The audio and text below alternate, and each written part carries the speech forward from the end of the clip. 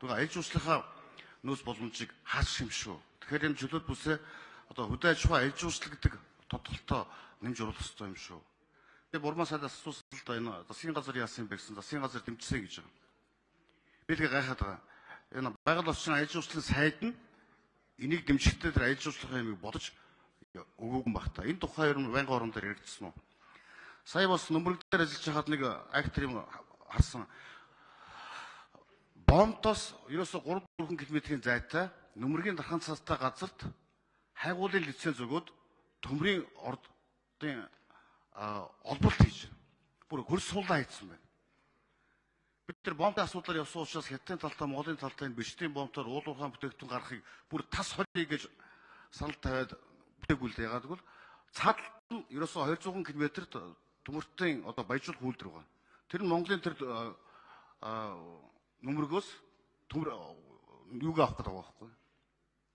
Тэгээ бид нар тэр аяж улсын зориулалтаа иргэдээ нэг 5-10 гэр бариад хуушир яаж газар өгөхгүй мөртлөө яг тэнд нь тэр үлсэнтэй газрыг эвдсэн уурхаа байгуулж байгаа байхгүй.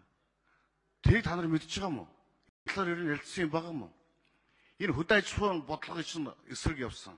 Энэ аж улсын асар их тийм нөөц болцоог чи эсрэг явсан юм уулуурхааг аль хэдийн оруулсан байгаа байхгүй бид нар. Тэр болохгүй шүү дээ. Буур нуур гэдэг Монголын хосхуу сайхан нуур бий. Ганц гадаад гэлтгүү дотоод аж улсыг хөгжүүлэх асар их болцоо бий. Буур нуурын аж улсын дэд бүтцийг хөгжүүлсэн барьсан юм алга. Тэр эргээр нь байгаа аж улсын кемпүүд тоггүй байна, усгүй байна, бохор инженерийн шийдэл асуу шийдэггүй байна.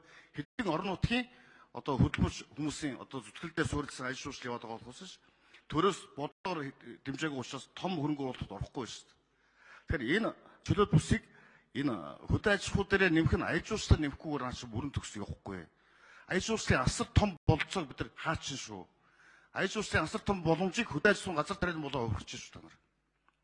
Би дахиад хэлээ тэр халдгалын иргэдийн хурлын бүтц нь өөрөө тийм учраас тэнд шал ондоо бодлого хэрэгжиж байдаг.